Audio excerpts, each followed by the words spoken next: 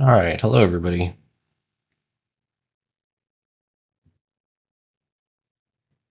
I'm still on vacation, so I'm also still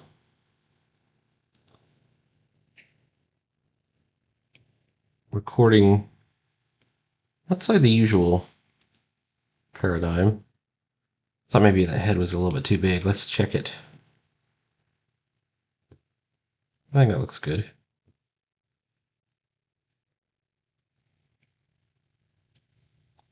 I think if we reduce this panel's got a problem that I don't have Hondo in the picture, and I've got to put him in somewhere. We're on page 10, and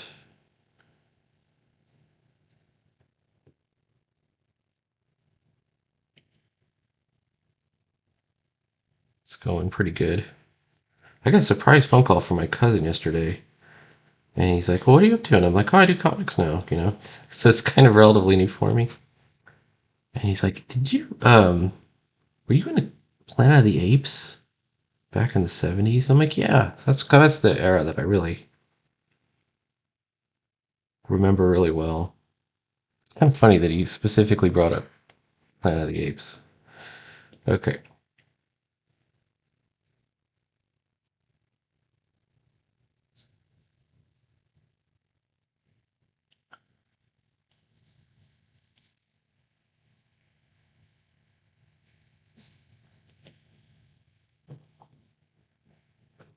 You can see in this panel they're still traveling, they're still going up the mountain.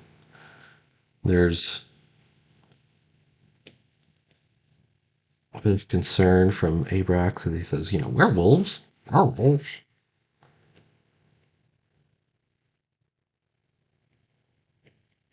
I think I've got to do a solo story with him at some point so that you get a better sense of his personality when he's off on his own.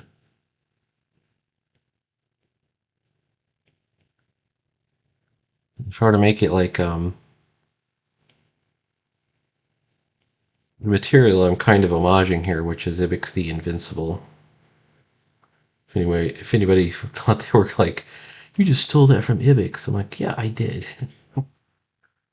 It's a public domain character. It is Ibix in its own way, slightly different.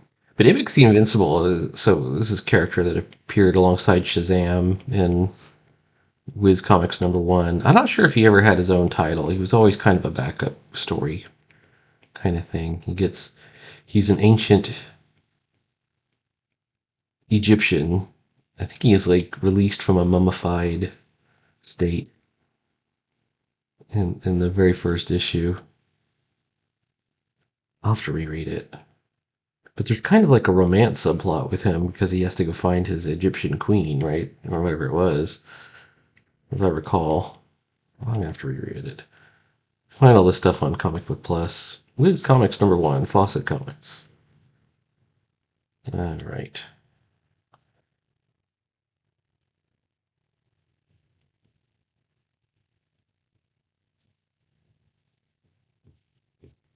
And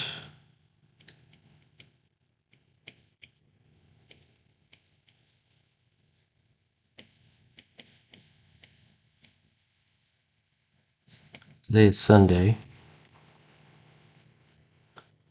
I'm going to be taking a inking class, Hubert School inking class with JP Buzzio starting Wednesday. Looking forward to that. I'm not super equipped while I'm on vacation to handle everything in the class because it's a traditional inking course. I mean, I guess if they allow digital stuff, I could do the digital. But I mean, I brought my Bristol craft Bristol paper and a ruler. I don't have a nib pen with me because I was a little iffy about using a nib pen in somebody else's house because what if I spill all the ink? But I do have fountain pens, so I have a fountain pen.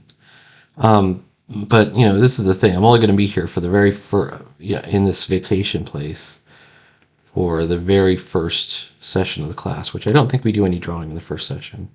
Usually, you get something assigned to you, So by the second class, you're turning stuff in, and he's um, able to critique it, tell you where you're going wrong, etc., which is important to me.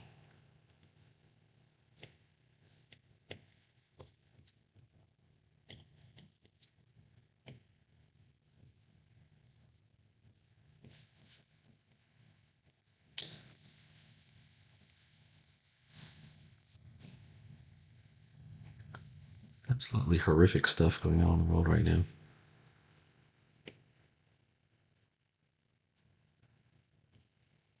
There's no comfort.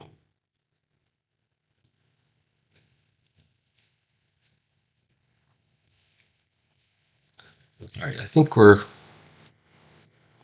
in good except for some texture.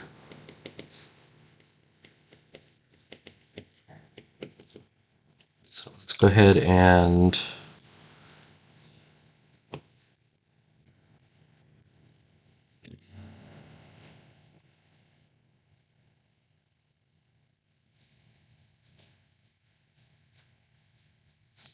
do these breakout boxes. This is a breakout box. Probably better described as a narration box. I call it a breakout box because it's breaking the left barrier here, but we still have a good solid margin, so we're good. I think we're good. All right, how about that? Okay, werewolves.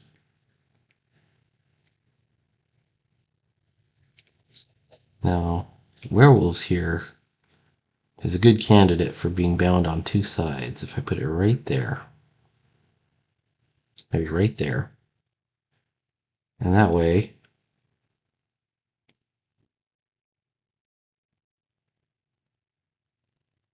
over there in Bubble Land,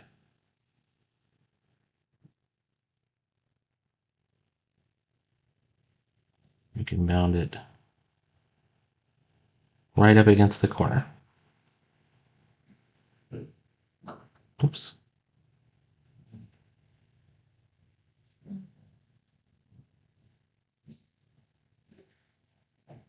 Let's give it a shot.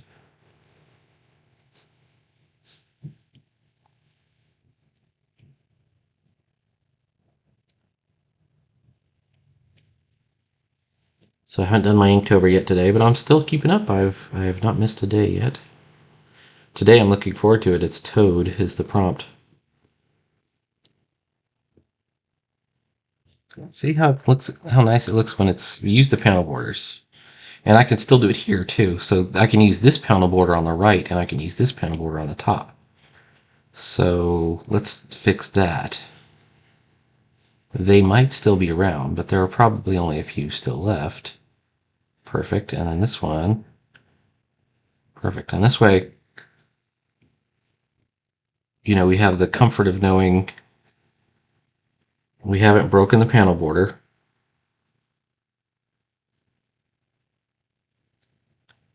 And we also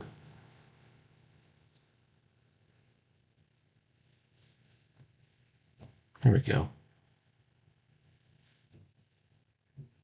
I'm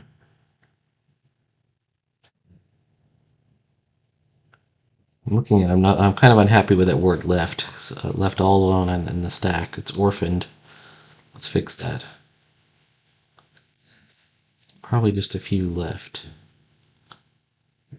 How about right there? Is that stronger? Let's put it in the blankest area.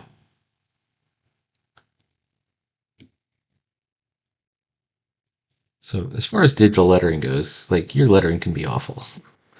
So it shouldn't be. It's one of the immediate indicators of low effort comic. So you want to make sure that you're taking care of it.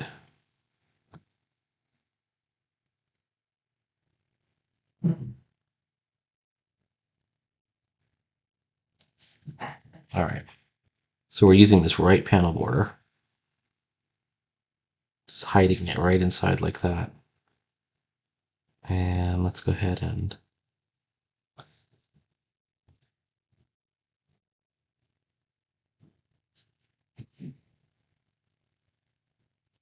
put the red. All right, here we go. How about this? Nice. Okay. And then it's just a matter of erasing anything that broke the border. Got a couple of pieces right here. There we go. It looks, that looks like a comic panel, right? It looks about like it was lettered. The comic panel. I mean, it's a little tight over here. This is awkward, but it's not the worst. It's fine. For I tend to think, it's close enough for indie comics. That's what I am. I am indie comics. So I'm like Dr. Fauci. I am the science. I am the indie comic. All right. I was talking to a friend of mine. Um, I was saying, yeah, I really wish I could, you know, improve. I mean, at the end of the day, we're all kind of doing our best trying to create things, and my real artistic efforts kind of began in 2019. This is as far as I've gotten. And she was like, "Are you kidding? You're the only one that finishes things. You and Sideburns." Well, there you go. But I know it's the art could be better. The writing could be better, you know. And I think these are things that are going to come with experience.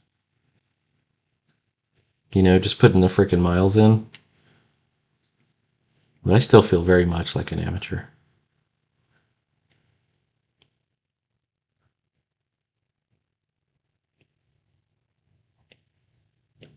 And every once in a while, I'll see somebody will say, "Hey, what do you think of this?" And they'll have some kind of really obvious kind of noob mistake. But the only reason I know it's a noob mistake is because I've been there. Like I've made that same mistake. Um, and I've either noticed it myself, but usually it's somebody's pointed it out. When you're really bad, people don't point it out. So you try and do it as kindly as possible. I remember when I had a Gio Valletta as a teacher, he was really hesitant to get kind of, exacting with his criticism. He's like, yeah, it's not. I was like, no, just tell me. Don't be afraid. Like Joe Prado did not hesitate. He's like, this is wrong. you know. That was even one of my the criticisms I got from Tom Mandrake was this is a lazy choice. Of all the choices you could have made here, you picked the one that was the least effort.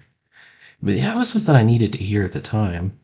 And I've told that story before, and I was trying to help somebody else out with it one time, and I said, here's the thing that happened to me, and he said this lazy choice. He goes, oh, so you're calling me lazy? Not at all. I was telling you my experience. Anyway, some people aren't ready to hear criticism. They're not ready to improve. They don't want to improve. They think they're already good. And it's just the way of the world.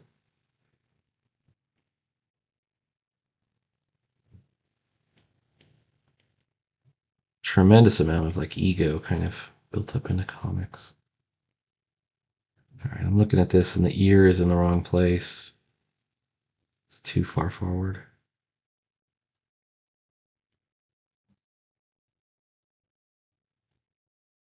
Throw it down over here. Whoops. Hey, give me an eraser. But anyways, I have really been enjoying my time here. Been doing a lot of sketchbook stuff. I did a watercolor yesterday. I did this. Well, this is gonna go in a sketchbook. That's a little horse. that I did. I'm trying out different art supplies that I don't use very often. I've been using I don't know if you noticed these. Oh, I'm probably gonna do a video about this too. I've got these they're pretty cool. Kohinoor Magic. And these are I don't know if you can see them. They're like mixed colors in each one, but they come out very nuanced looking. This is as far as like colored pencils goes, they have a very painterly look to them. And then what I couldn't figure out was the zero color, right? I thought that was white, right? It even looks white. Like if you look at it, here it is right here, the white one. And I thought, oh, it's a white one, and it's not very white. You know, it doesn't. You can't. And I thought, oh, it's just useless. Also, the texture is weird on the white one. Um, that's because this is not a white crayon. This is not a white pencil. What this is a blender, and it works awesome. I didn't realize I was on. Probably because I was using kind of low quality paper before, but I did it yesterday, and I have watercolor paper that I've been doing stuff on, and I was drawing this dragon, and you do the colored pencil, and when you color with colored pencil, when you color kind of lightly, you can see the tooth of the paper in it. And I had colored this dragon, and I layered up enough where, um, you know, the tooth was getting crushed out by the uppermost layers of the pencil, and I need to do some dramatic shadows on that. But I'd left the wings kind of lightly done. I'm like, you know what? I'm going to try this. I'd read that that's really a burnisher, like a colorless blender kind of deal. And I did it, and it did this perfect gradient. I'm like, just like, in my opinion, a fairly unbelievable gradient. It was really surprising to me at the time.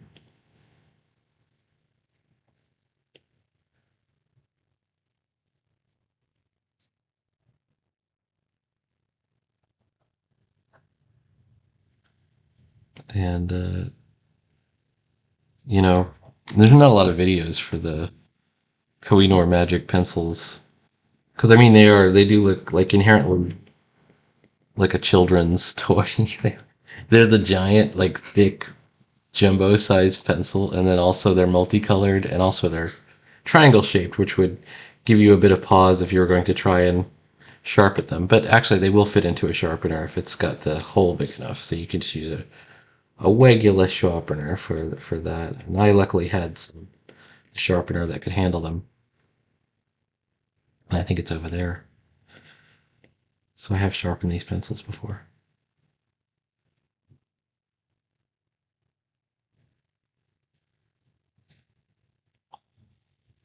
And here we go. I almost wonder if I should do this at night. Let's make this dusk, like that's to show the passage of time. But there's an important feature also going on in Arcadia. Arcadia has no moon. There's the werewolves that live here. So this world that they're on right now, it has no moon. That's how the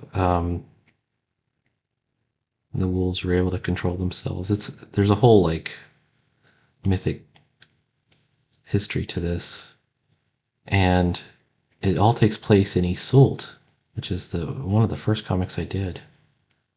So this is kind of like a callback to another comic I did. Now, unfortunately, Iseult is actually on her home Figment shard, along with Rabbit Fighter and Gallows now. So there's those three characters are together. Arcadia is its own world, and then Machinengerad is its own world. It's or whatever the world is that where Adam Frankenstein is. Oh, I just made a huge mistake. This guy should not be furry. It's a statue. I'm using the wrong texture. I mean, it's meant to look like it's fur, but it's actually stone or metal or something. Let's make it stone.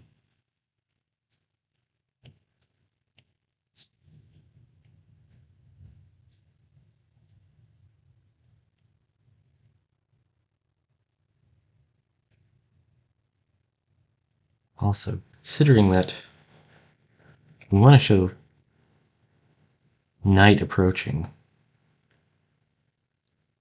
but without showing the sun or the moon, because there's no moon. I think we could silhouette these two figures, and we could do like a partial silhouette or something with the statue. So we're going to zoom in so you see the statue from the underside where they see the eye glowing.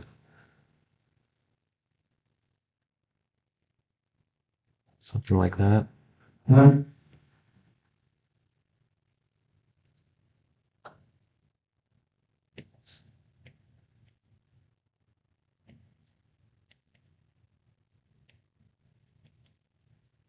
That can be kind of a polished look, like an ancient statue. Might even put some, like the whole thing with statues, you have little cracks, maybe something like that.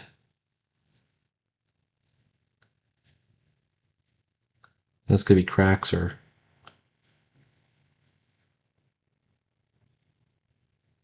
maybe just striations in the stone.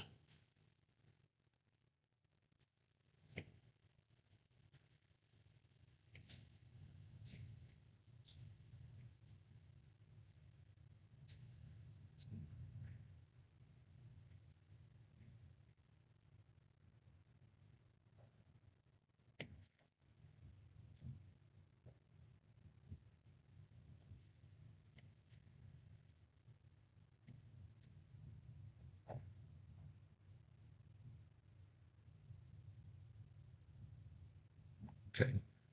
Because it's angled down like this, you have the shadow kind of coming up.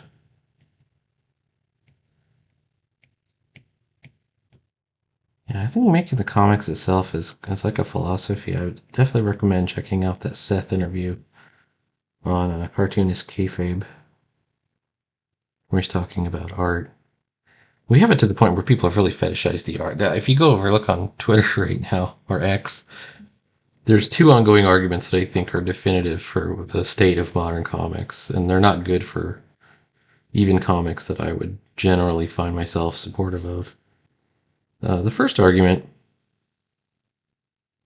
has to do with Eric July's ISOM, and he is receiving some criticism for a splash page which shows a heavily referenced, I would go so far as to say definitely photo traced truck at a Dutch angle with a castle in the background. The castle's fairly weakly drawn, let's just say.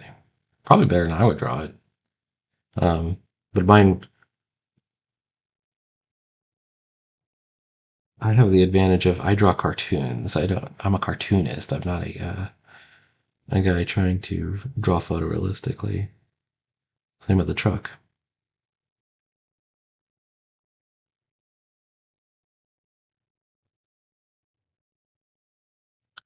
And people are just showing off by like, yes, I noticed that it's at the wrong angle, the perspective is off, and blah, blah, all this, stuff. These are like non-artists. They have no idea. This should show a dynamic castle looming in the background, and it's got like as if there is a right and a wrong way. No, there really isn't. To tell you the truth, there is, and hardly anybody mentions the truck. Like my big issue is the truck is very obviously photo traced, and then of course it looks off because you have an illustrated background because nobody cares about backgrounds apparently, and then you have this um, photorealistic asset, kind of slapped right in the front. That is the look of modern comics, though. There's no fixing that.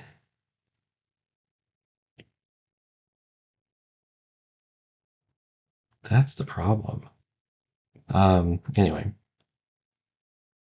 and I don't really buy any of the like even EVS is like, oh, this is the artist's problem. They really should have made the castle more um, prominent and all this other stuff. The issue is the elements don't match up, and that has to do with everything with the truck, in my opinion. You could have the castle small or large. What's the dialogue? Is there dialogue in the scene? And the other issue is it's a splash page, so you know there should be, in my opinion, action in a splash page or some kind of mystery. Now, I think that you could make the case that there is a certain amount of mystery in the original image, but it doesn't look good, right? They got a point there. Anyway, this wouldn't be the first time that there was a comic that went out with a lame splash page. I've done lame splash pages too. Then again, I'm an amateur and I admit it, right? So I don't know. I don't think people should be blaming the writer of the comic for the for the layout of the splash page. That's ridiculous. Like it literally says Eric July shows his lack of creativity by the splash page. So just shut up. You have no idea.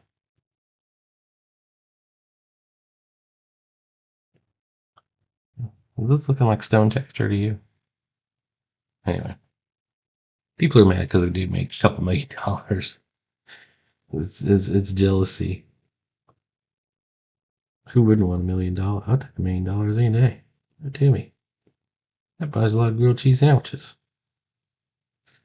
Anyway,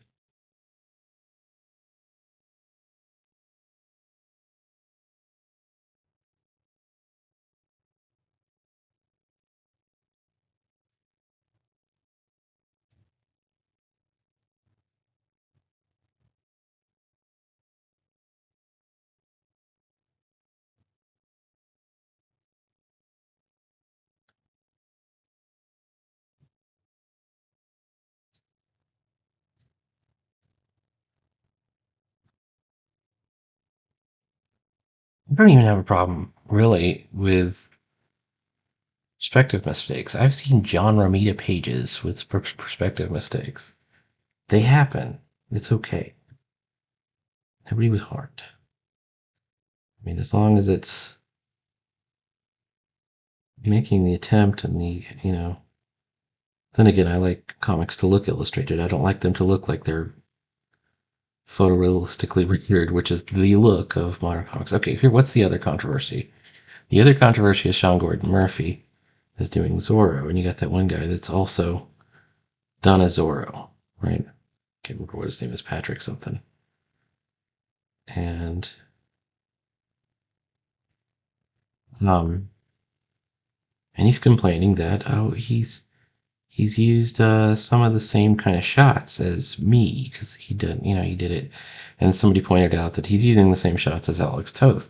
By the way, Alex Toth did the definitive Zorro comic, and he did it a long time ago too. Um, and when I say definitive, it's if you know anything about comics, it's like somebody going, "Say, I just came up with these characters called the Watchmen," and oh, the main guy, is going to be he wears like just a hat and he has a shifting mask. I'm like, have you ever heard of such a thing? You know, yes, I have, and that ain't you, right? Zorro is a public domain character, and everybody references the Alex Toth version. It's one of the best comics ever made. If you've never heard of it, then I would first of all, I recommend you check it out. Second of all, I recommend you checking out who Alex Toth was if you don't know that. And you know, understand that's a piece of history, right?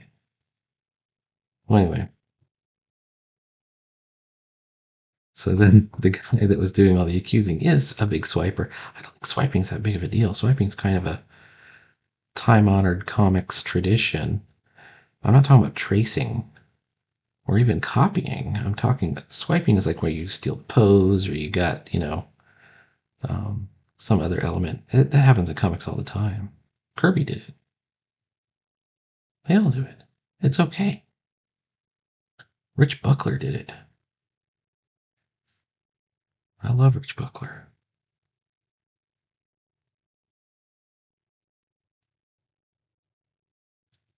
I don't know if Ditko ever did it. He might have swiped himself, you know, or he borrowed one of his own poses or something like that. Ditko was the soul of originality. Always loved him.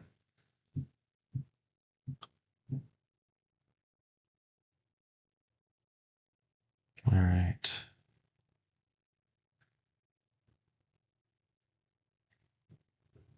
Let's take a look. Does that look like a shrine? Yes, it's getting there.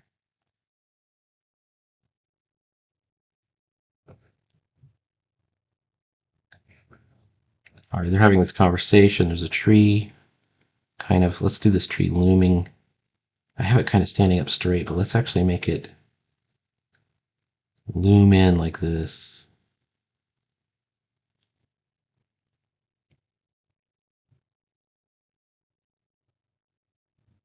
And the tree could be,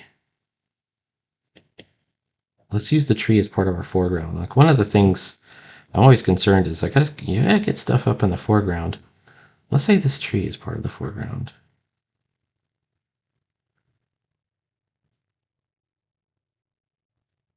That really, kind of builds the depth.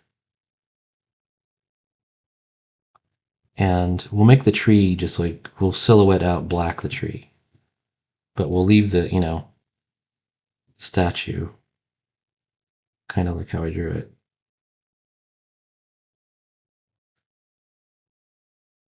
And not just the tree, by the way. We're going to do the leaves as silhouette black too. So we're going to have like, leaves that'll be blacked out too as well.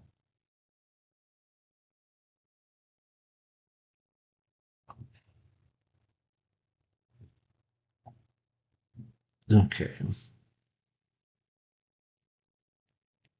I could probably find some custom brush that would just swipe it across.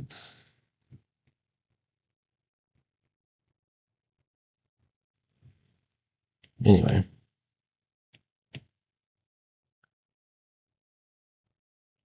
I was pleased to see, by the way, on the Sean Gordon Murphy quote unquote controversy, he did like an ask me anything. Go ahead, ask. That's what I was doing. He goes and he says, yes, I was referencing the Alex Toth version. Sean Gordon Murphy been around for a while. He understands, you know, some of the history, and of course he knows who Alex Toth is.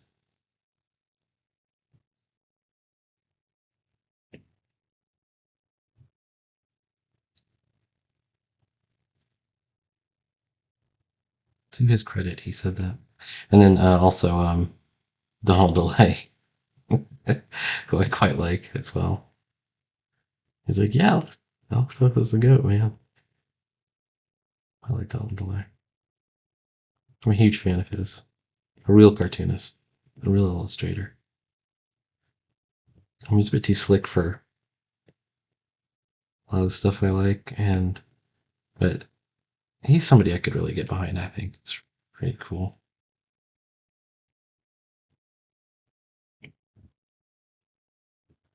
Okay, so we're silhouetting out these leaves.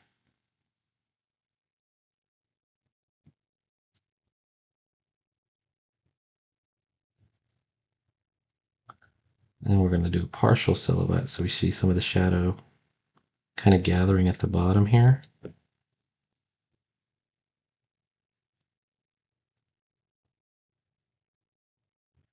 Then we allow a little bit of light here. So we're going to have, a good angle, and we also get the sense that we're getting kind of closer to the end of the day. I want to have it be possibly even nightfall by the time Stardust arrives. which will hopefully be the next page.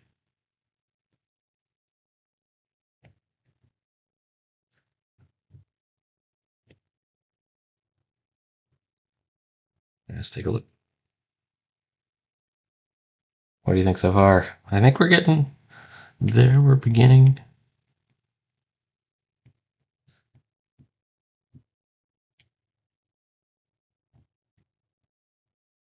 Beginning this panel.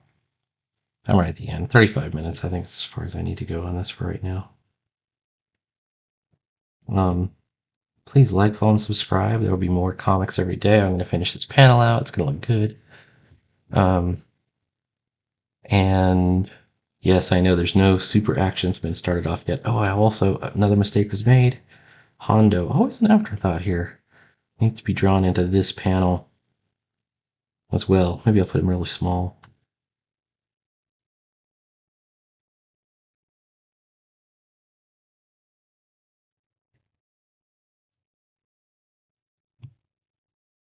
How about that?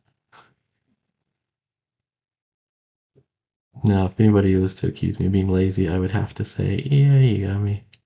I think it's kind of cool. Maybe put him just off to the side a bit.